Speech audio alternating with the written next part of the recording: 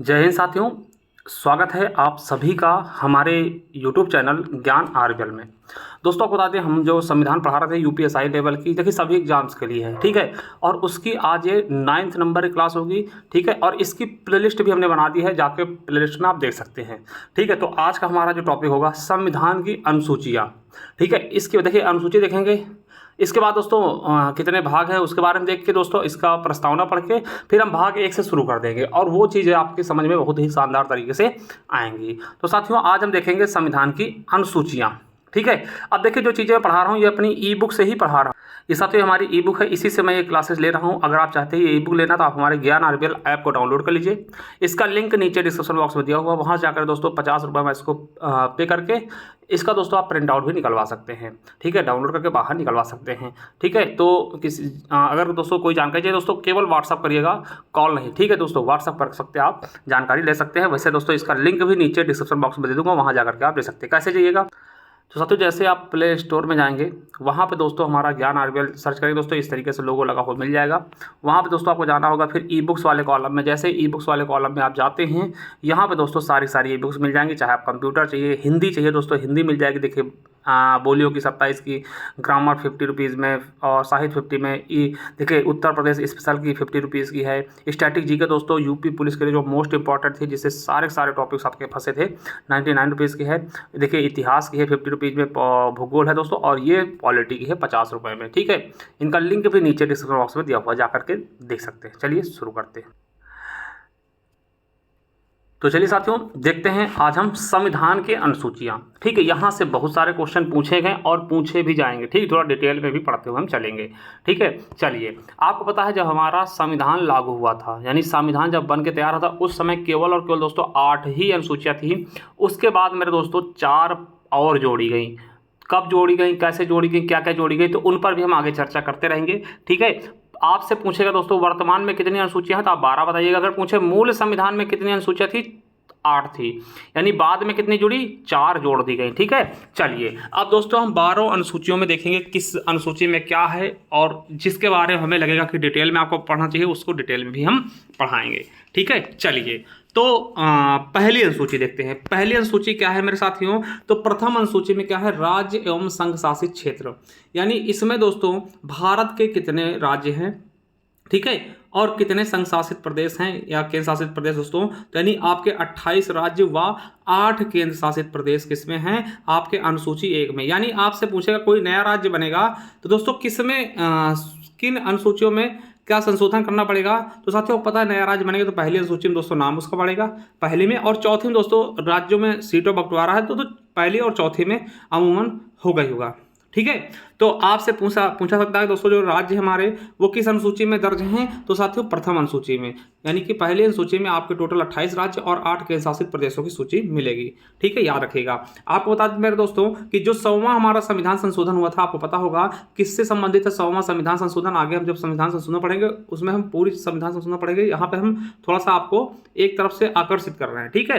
तो 100वां संविधान संशोधन भारत बांग्लादेश में जो भूमि समझौता हुआ दोस्तों उसके बारे में है। क्या, भारत और बांग्लादेश के बीच जो भूमि का समझौता हुआ था उसके लिए 100वां संविधान संशोधन किया गया था, और उसके तहत मेरे साथियों इसी अनुसूची में संशोधन किया गया। ये आपके यूपीएसआई 2017 में पूछा भी जा चुका है कि जब 100वां संविधान संशोधन होने के बाद किस अनुसूची में दोस्तों संशोधित किया गया, किस अनुसूची में को संशोधित किया गया दोस्तों, तो अनुसूची प्रथम में। क्यों, क्योंकि इसमें दोस्तों उसके क्षेत्रफल के बारे में लिखा होता है, ठीक है। चलिए अब दोस्तों दूसरा क्या होगा, वेतन और भत्ते।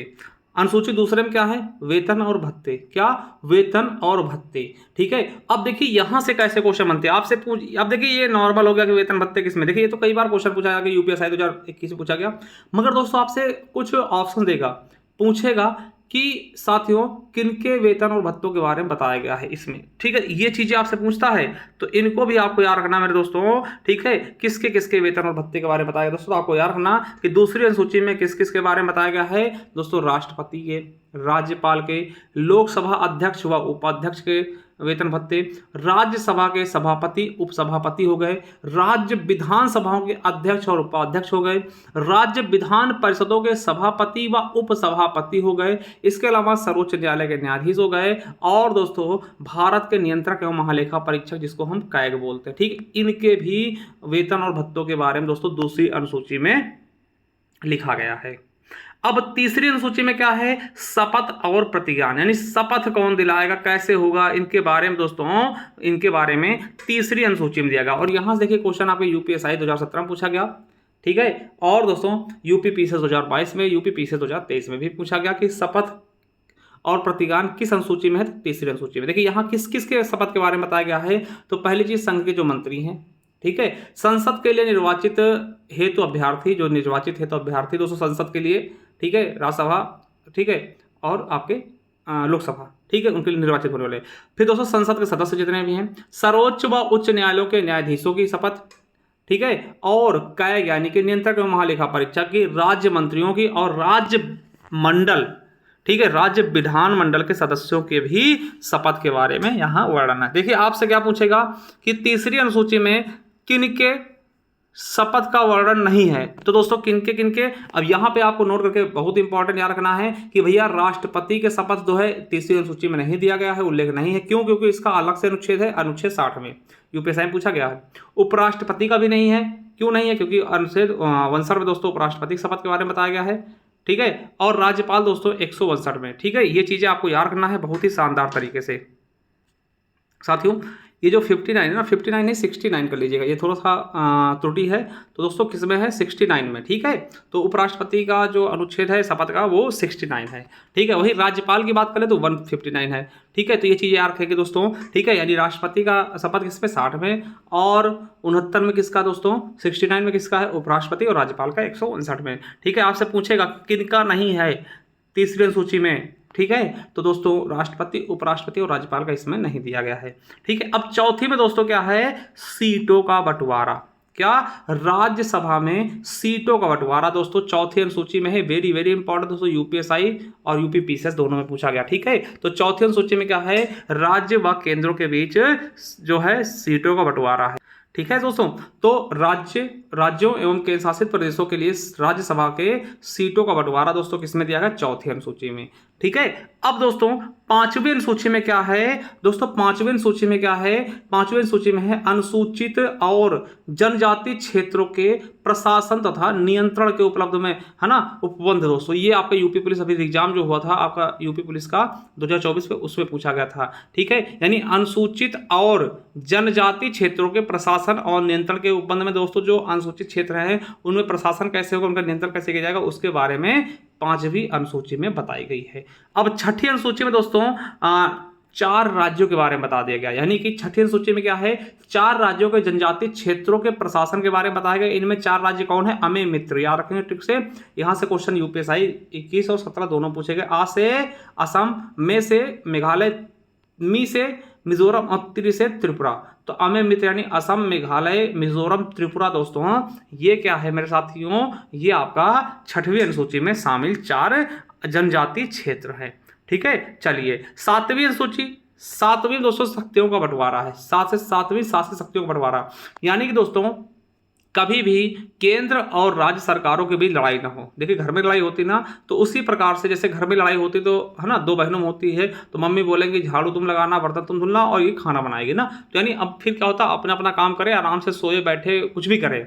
उसी तरीके से कि कभी भी राज्य और केंद्र में लड़ाई ना हो, उसके लिए इनकी शक्तियां बांट दी गई। भैया आप इन पर कानून बनाइए, इन्हें लागू कराइए, और आप इन पे कानून बनाइए, इन्हें लागू कराइए। और कुछ काम ऐसे हैं जो दोनों लोग कर सकते हैं, ठीक है। तो इसलिए दोस्तों केंद्र व राज्यों के मध्य शक्तियों का बंटवारा 3 चीजों में किया गया है। संघ सूची पे दोस्तों केंद्र सरकार कानून बनाएगी, इसमें दोस्तों पहले 57 विषय थे, अब 100 हो चुके हैं।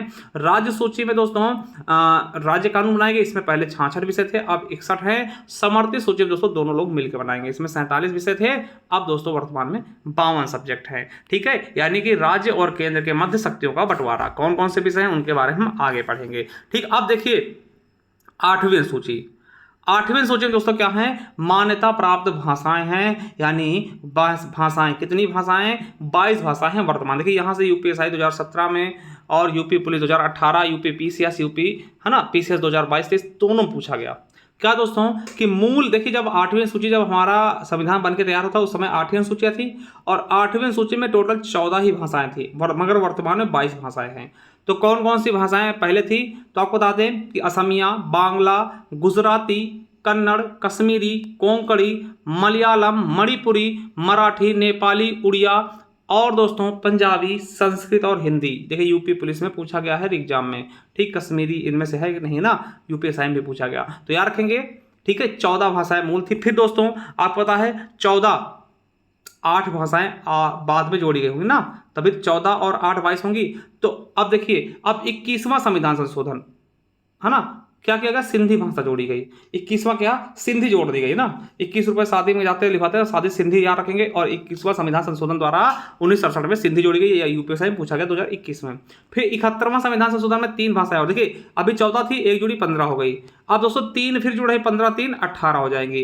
यानी 71वें संविधान संशोधन में नेपाली, मणिपुरी, कोंकणी जोड़ी गई, यानी कि 15 3 18 हो गए। अब दोस्तों बची 4, तो 18 4 22, यानी कि 92वां संविधान संशोधन 2003 में क्या किया गया, बोडो, डोगरी, मैथिली, संथाली, बोडो, डोगरी, मैथिली, संथाली, क्या, बोडो, डोगरी, मैथिली, संथाली जोड़ा गया दोस्तों। और अब वर्तमान में 22 भाषाएं हो गई हैं। यानी आपकी जो हैं 8वीं सूची में मान्यता प्राप्त भाषाएं कितनी हैं, 22 भाषाएं हैं। और आपको याद रखना कि राजभाषा का दर्जा कौन देता है दोस्तों, इनमें कौन डालेगा, तो गृह मंत्रालय का के अधीन ये आता है। ठीक है, चलिए अब 9वीं सूची क्या है दोस्तों। 9वीं सूची दोस्तों आपको पता है कि हमने बताया कि मूल संविधान में केवल 8 ही अनुसूचियां थी। तो दोस्तों जो भी अब 8 के बाद जो भी अनुसूची लाई जाएंगी उनको संशोधन किया गया होगा किसी ना किसी, है ना, कोई ना कोई संशोधन किया होगा। तो दोस्तों 9वीं सूची लाने के लिए हमने प्रथम संविधान संशोधन 1951 में किया, पहला ही संविधान संशोधन किया गया और 9वीं अनुसूची जोड़ दी गई। यूपीएसआई में पूछा गया किससे संबंधित है, तो भूमि सुधार एवं जमींदारी उन्मूलन के लिए है दोस्तों, याद रखेगा। भूमि सुधार और जमींदारी उन्मूलन से संबंधित है आपकी 9वीं अनुसूची। याद रखेगा कि संविधान की 9वीं अनुसूची में शामिल विभिन्न कानूनों को अनुच्छेद के, संविधान के अनुच्छेद 31B के तहत संरक्षण प्राप्त है।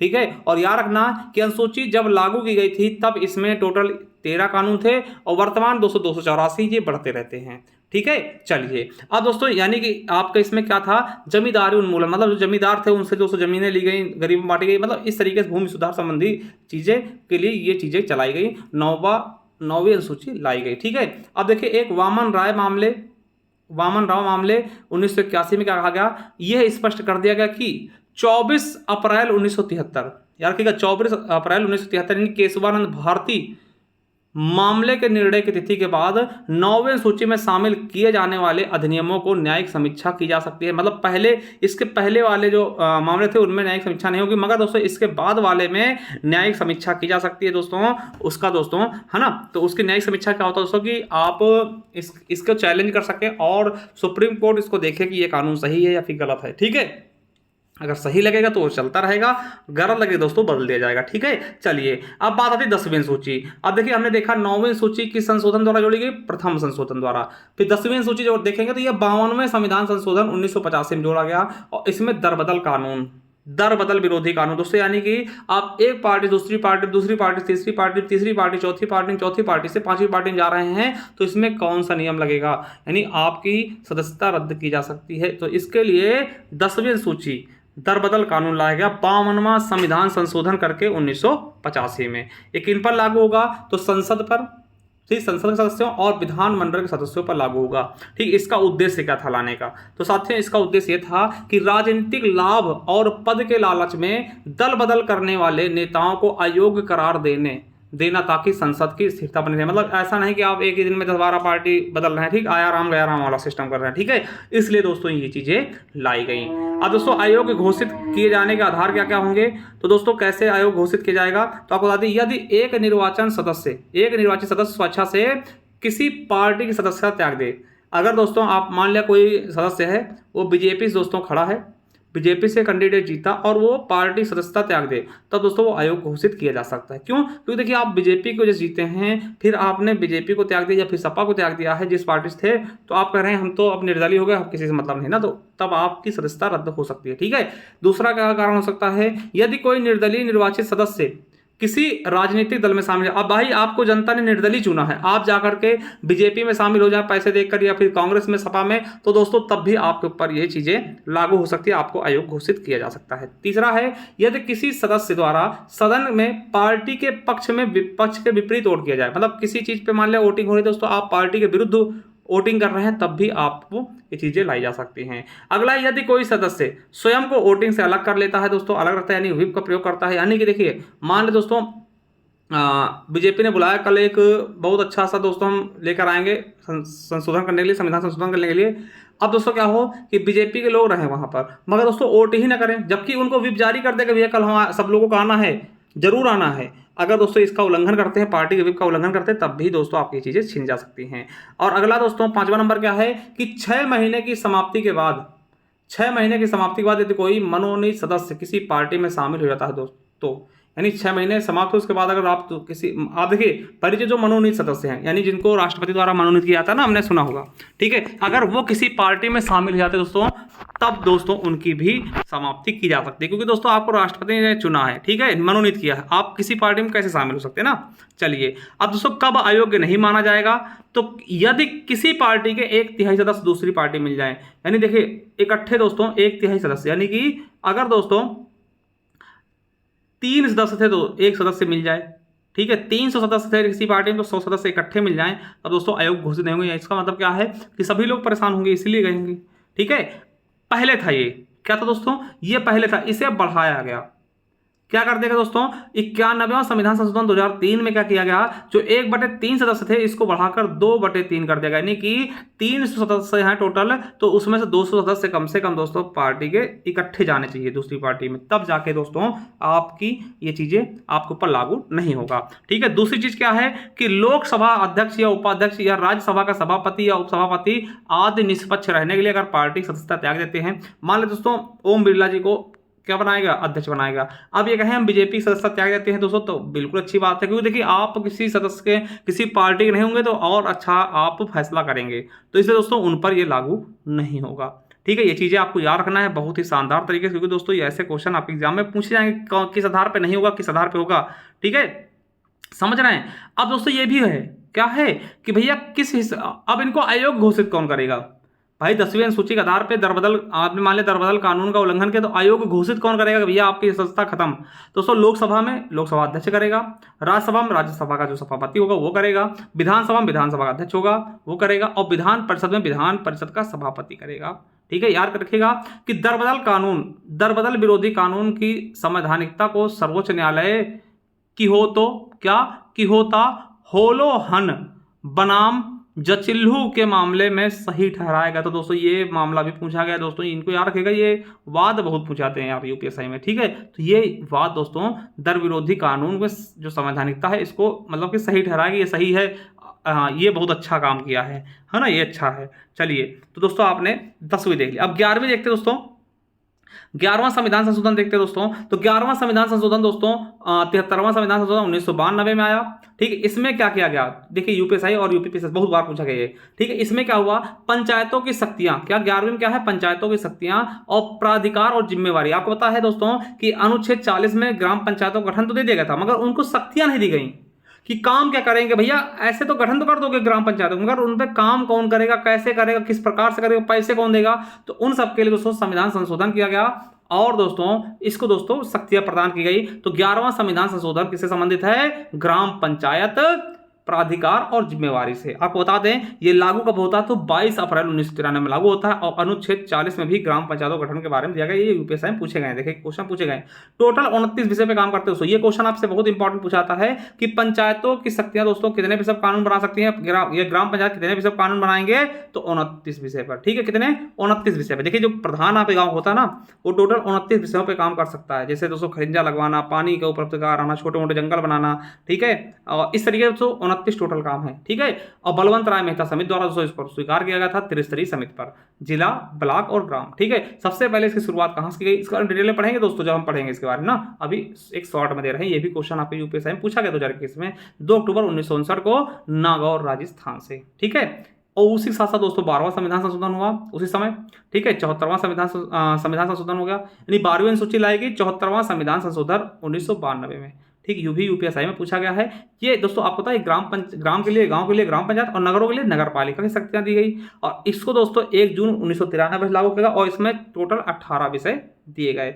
देखिए गांव में हो तो 29 विषय पे काम करना होगा और शहर के लोगों को 18 विषयों पे काम करने के लिए दिया गया। ठीक, तो ये 12 अनुसूची हमने बता दी। चलिए इनको एक बार में हम थोड़ा सा ट्रिक के माध्यम से कैसे दोस्तों करके आपके दिमाग में घुसाने की कोशिश करते हैं, आपको रटाने की कोशिश करते हैं। ये भी आपको आते होंगे दोस्तों, कोई दिक्कत नहीं। चलिए देखिए, हम पहले कहीं भी जाते हैं दोस्तों तो क्या होता है, जैसे हमारा भारत है, ठीक है, मान लो दोस्तों आपने कोई गांव बसाया तो पहले उसके बारे में लिखा जाएगा ना। मान लो एक छोटा सा कोई गांव है, ठीक है, कोई गांव है छोटा सा या फिर देश है कोई, दोस्तों सबसे पहले क्या कहेंगे, ये देश है, इसमें इतने प्रवाह, जैसे गांव की बात करेंगे इतने प्रवाह हैं, इतने चीज़ें हैं। तो यानी पहले आपकी चीज़ें क्या होंगी कि भैया कितना बड़ा गांव है। तो आपको याद रखना कि पहली सूची में पहले भारत के बारे में बताएगा कि भारत में कितने राज्य, कितने के शासित प्रदेश। अब देखिए दूसरी सूची में क्या होगा, अब देखिए जो भी लोग होंगे उनको वेतन तो मिलना चाहिए, भैया काम कैसे करेंगे, भाई वेतन तो मिलने चाहिए ना। तो दूसरी अनुसूची में क्या कर देगा, जो लोग यहाँ पे रह रहे थे, पहले अनुसूची में क्या हुआ कि भैया हमने बता दिया कितना बड़ा भारत है। अब दोस्तों भारत में जो लोग हैं उनके वेतन भत्तों की जरूरत पड़ेगी, तो दूसरी अनुसूची हमने वेतन भत्ते यानी पैसे से देंगे तभी तो काम हम करेंगे। अब दोस्तों वेतन भत्ते दे दिए, ठीक है, पैसे दे दिए दूसरी में। ठीक है, पहली सूची हमने क्या बताया कितना बड़ा देश है, यानी कि कितने राज्य है, कितने केंद्र शासित प्रदेश हैं। फिर हमने दूसरे में उनको पैसे से देने शुरू किया, पैसे मतलब वेतन देना शुरू किया। क्यों, क्योंकि भैया खाएंगे क्या पिएंगे क्या, तो दूसरी सूची हमने उनको वेतन दे दिए। अब तीसरी में देखिए वेतन तो दे दिए, काम करेंगे कि नहीं करेंगे, भैया वेतन दे रहे हैं और तुरंत उनसे करेगा खाओ माँ कसम ये काम करोगे, है ना। यानी कि तीसरी अनुसूची हमने क्या कहा कि खाओ माँ कसम। पहले हमने क्या किया, पहले हम गांव का नाम पता किया, यानी कि पहली सूची में पूरे देश के बारे में लिखा है कि कितने राज्य कितने के साथ। दूसरा हमने क्या किया, उनको कुछ पैसे से दिए और पैसे देते हमने कसम खिला दी, खाओ माँ कसम की काम करोगे। तो यानी तीसरे में क्या, शपथ दिलाया, भैया कसम खाओ शपथ लो, है ना, कि आप काम करोगे सही से। और फिर दोस्तों चौथी में क्या किया, तो उन्होंने कसम खाई तीसरी में, और चौथे हमने क्या किया कि सबके अलग अलग क्षेत्र बांट दिया। भैया ऐसा नहीं कि एक ही जगह सब लोग चले जाओ, ठीक है, हमने कहा कि चलिए आपके राज्यों की सीटें बांट देते भैया कि आप इस जिले में काम करेंगे, आप इस राज्य में करेंगे, आप इस राज्य में करेंगे। यानी चौथे में क्या हुआ, राज्यों का बंटवारा कर दिया। अब राज्यों का बंटवारा कर दिया तो भैया हमने देखा कि चौथी अनुसूची हम जब राज्यों को बंटवारा कर रहे थे तो हमें लगा कुछ राज्य क्या है दोस्तों बहुत पिछड़े हैं, यानी कुछ जगह है बहुत पिछड़े हैं, तो उन पे थोड़ा अलग तरीके से प्रशासन किया जाएगा। तो यानी पांचवी अनुसूची हमने क्या देखा कि भैया अनुसूचित और जनजाति क्षेत्र हैं उनके बारे में।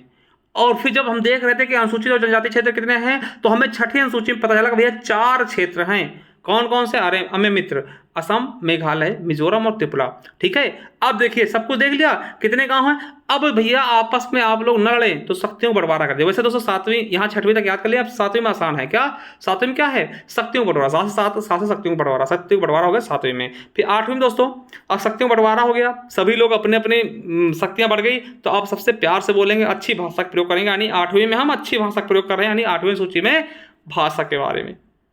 ठीक है, 9वीं में दोस्तों भूमि सुधार, 9वीं में क्या कर लिया हमने, भूमि के बारे में सोचा। ठीक है, भाषा सुधार हो गया। ठीक है, अब दोस्तों भूमि के बारे में सोचा। और 10वीं में दोस्तों दर बदल, 10 से 10वीं, 10 से दर बदल। और दोस्तों 11वीं 12वीं में आपका 11वीं में ग्राम पंचायत और 12वीं में नगर पंचायत। ये चीज़ें आपको बहुत ही शानदार तरीके से हमने समझाने की कोशिश की। आई होप दोस्तों ये ट्रिक भी अच्छी लगी होगी आपको। दोस्तों अच्छा लगा तो हमें कमेंट बॉक्स जरूर बताइएगा। और दोस्तों मिलते हैं किसी नेक्स्ट वीडियो में, तब तक के लिए जय हिंद जय भारत। जिसको ई बुक्स वगैरह चाहिए दोस्तों हमारे ज्ञानार्बिल ऐप पे जाकर के, वहाँ पे जाकर दोस्तों, या फिर उसका लिंक मैं नीचे दे दूंगा दोस्तों, वहाँ जाकर के आप ले सकते हैं, परचेज कर सकते हैं। थैंक यू, धन्यवाद।